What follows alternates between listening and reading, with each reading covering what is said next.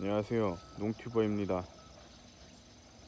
오늘은 양배추를 심은 밭에 중거름을 주기 위해서 왔습니다. 중거름, 즉 비료를 준다는 소리죠. 양배추를 심기 전에 소의 퇴비를 여기에 많이 뿌려 주었지만 거름으로 부족한 양분들은 비료로 적절히 넣어서 양배추의 빠른 생육을 돕고 있습니다. 뿌리를 잡아서 잘 살아났지만 아직 이파리가 작습니다. 그래서 중거름을 평소에는 복합을 주는데 NK 비료죠. 이번에는 양배추 잎이 빨리 넓어져서 양배추 생육에 도움을 주기 위해서 요소 비료를 주고, 다음번 비료를 줄 때 NK 복합 비료를 주기로 했습니다. 네, 아침에 농협 농자재 판매하는 곳에서 비료를 사가지고 왔습니다. 이건 비료를 주는 기기입니다. 비료 살폭이라고 해야 되나요? 밭이나 논에는 엔진이 달려서 공기와 함께 비료 알갱이가 날아가서 살포를 하는 엔진식 살포기를 사용하고 있는데, 배추나 양배추의 경우에는 이렇게 주지 않고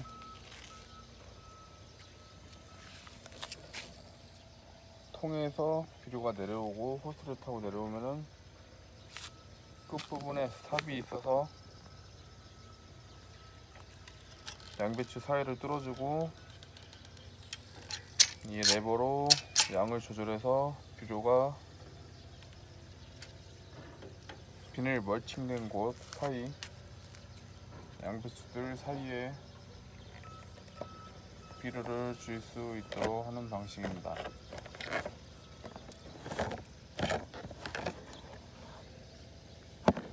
비료가 소금 알갱이 같이 동글동글하고 하얗지요. 비료를 주실 때는 항상 조심해야 하시는 게, 비료를 차에서 실으실 때 차에 비료 알갱이가 떨어지게 됩니다. 그러면은 차에 상처가 난 곳에 비료가 떨어지고 그곳에 습을 먹거나 빗물이 떨어져서 녹아버리면은 차 바닥이 금방 부식되어 버립니다. 그렇기 때문에 비료 살포가 끝난 후에는 차 바닥을 잘 청소를 해서 차바닥 부식되는 것을 방지해 주어야 됩니다. 비료 살포 통을 어깨에 메고 밭 한가운데 들어와 있습니다. 양배추 잎의 모습인데, 흔히들 마트에서 보시는 모습과 달라서 익숙치 않으신 모습입니다. 도시에서 놀러온 친척들이 오면은, 밭에서 일할 때 와보면은 이거 양배추라고 해도 거짓말 치지 말라고 하면서 안 믿습니다. 이 이파리들이 배추처럼 자랍니다. 그러다가 넓어진 이파리가 가운데 부분으로 조금씩 오그라들면서 공의 모양으로 동그랗게 단단하게 알맹이를 형성하면은 양배추를 수확하는 겁니다. 지금 비료통을 메고 있는데 비료 한 푸대가 들어갑니다. 그래서 20kg, 한 통에 20kg씩 한번 메고 올 때 20kg씩 메고 들어옵니다. 양배추 이파리가 넓게 많이 커져서 도둑을 다 가렸을 경우에는 이쪽 안쪽에다가 비료를 주려고 하면은 양배추 잎이 부러지고 양배추 생육을 방해하기 때문에 여기 고랑을 다니면서 쭉 주게 됩니다. 지금 1차이기 때문에 양배추 잎이 작아서 그렇게 주지 않는데 2차 때 양배추 잎이 많이 넓어지면 그때는 그렇게 줘야 될 것 같습니다.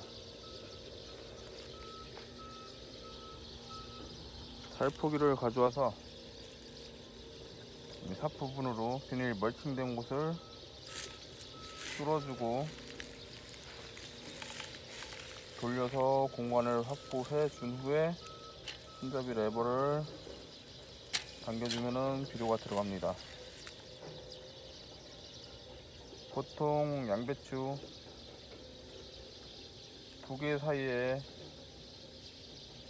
하나씩 줄 때도 있고 하나 옆에 하나씩 주는 경우도 있습니다.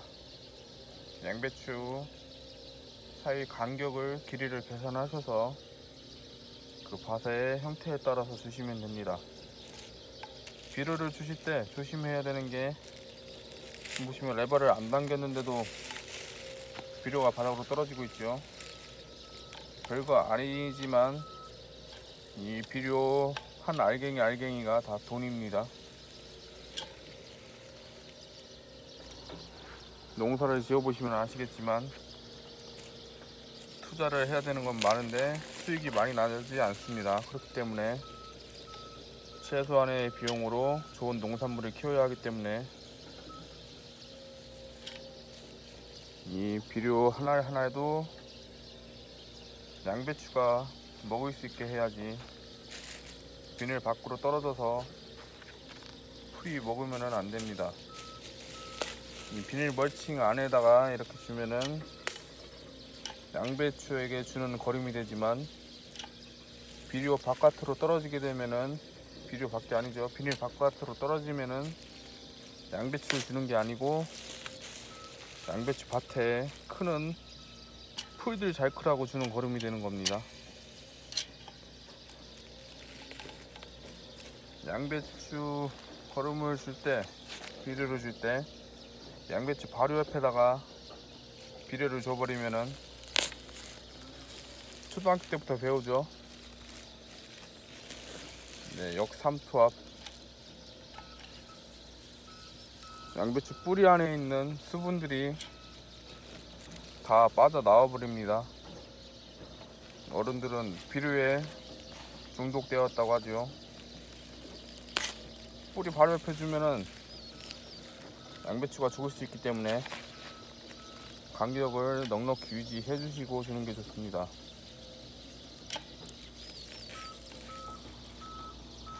지금은 충분히 간격을 두고선 주기 때문에 비료를 넉넉히 넣어주고 있습니다.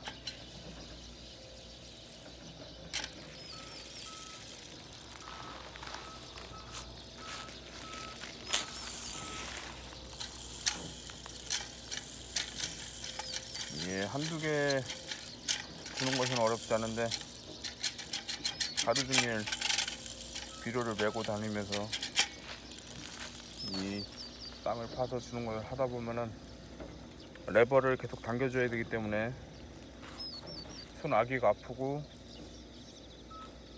집에 가는 퇴근 시간 정도가 되면은 전완근이 터지려고 합니다.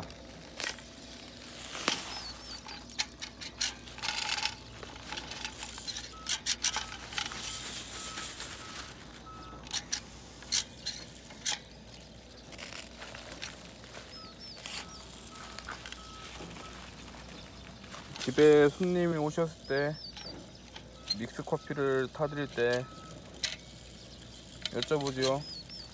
물을 얼마만큼 넣어 드릴까요? 하면은 물을 중간에서 아래로 넣어 달라, 나는 쓴 게 싫다, 물을 3분의 2 정도 종이컵을 채워 달라, 이렇게 말씀하시면 편한데 제일 어려우신 분들 있죠. 밥 먹을 땐 아무거나 이 마음대로 시켜. 커피 시킬 때는 적당히 알아서. 네, 적당히가 제일 어렵습니다. 어차피 이거는 하루 날을 잡고 이렇게 비료를 메고 다니면서 비료를 줘야 되는 날입니다. 근데 이 비료를 조금 주게 되면은 하루를 버려서 일은 했지만 양배추들은 양분이 부족하면은 잘 크지 못합니다. 근데 거리를 뒀다 하더라도 비료를 너무 많이 줘버리면은 양배추가 죽어버리면은 안 준 것만 못하는 결과를 가져오지요.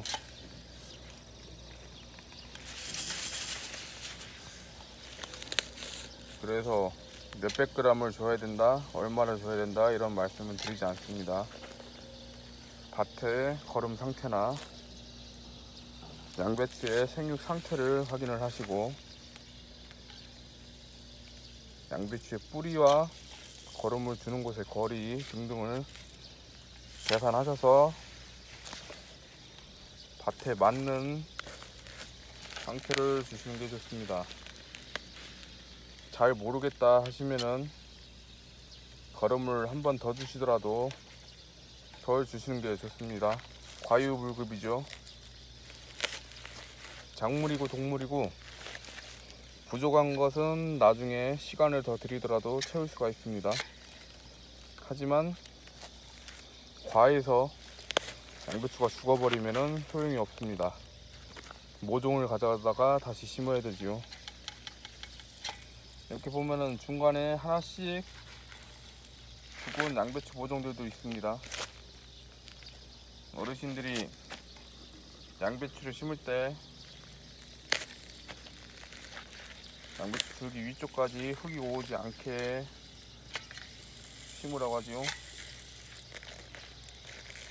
양배추 줄기 윗부분을 젖은 진흙을 붙여놓거나 깊이까지 심어 놓으면은 짤록병이 와가지고 양배추 모종이 크지 못하고 저렇게 죽어버립니다. 지금 없는 공간인데도 거름을 준 이유가 양배추 모종들을 가져와서 저 자리에 다시 이을 겁니다. 새로운 모종을 심겠다는 소리죠. 그래서 거름을 주워 놨습니다.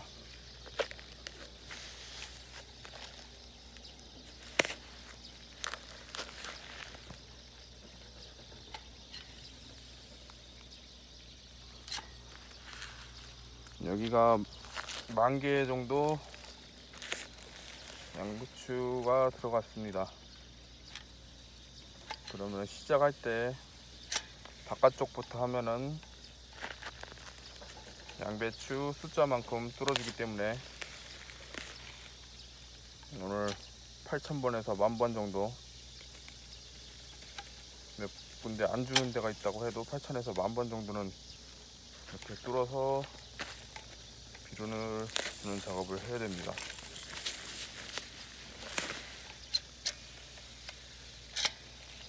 처음에는 이렇게 비료가 옆으로 새지 않게 조심조심 작업을 하지만 이 시간이 가고 점점 힘이 들면은 비료가 고랑으로 흐르건 말건 작업하는 게 거칠어집니다. 그렇기 때문에 차에서 가장 먼 곳부터 작업을 하고 있습니다. 당연히 한 포 가지고는 작업을 할 수 없지만 작업을 할수록 점점 비료를 가지러 차에 갔다 오는 거리가 짧아지기 때문이죠. 이 작업을 하실 때 한 가지 또 주의를 하셔야 되는 게 있습니다. 레버를 눌렀을 때 비료가 이렇게 떨어지게 되어 있지만 간혹 이 살폭이 대를 움직이다가 들었을 때 비료가 떨어지거나 해서 이 양배추 잎 사이에 비료가 떨어지는 경우도 있습니다. 그럴 때에는 망설이지 마시고 당장 양배추 잎 사이에 있는 비료를 털어줘야 됩니다.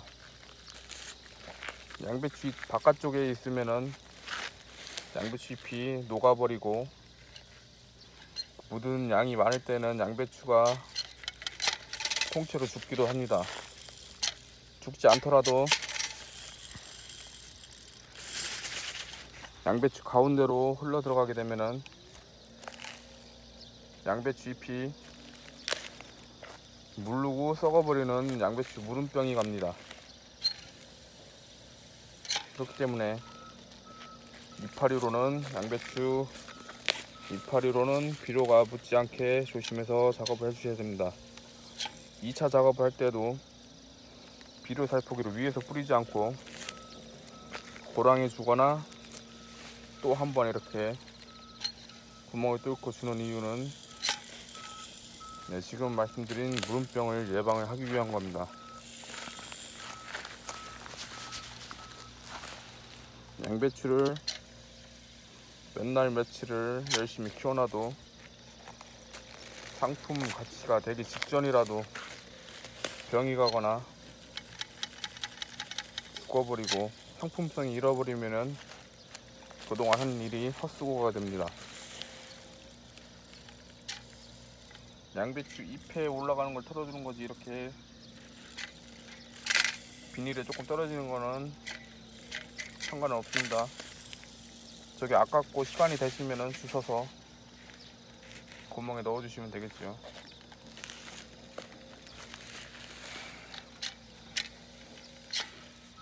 아직 한 줄도 못 줬습니다. 양배추 비료를 줘야 하는 양이 많기 때문에 촬영은 적고 비료 주는 작업을 속행하도록 하겠습니다.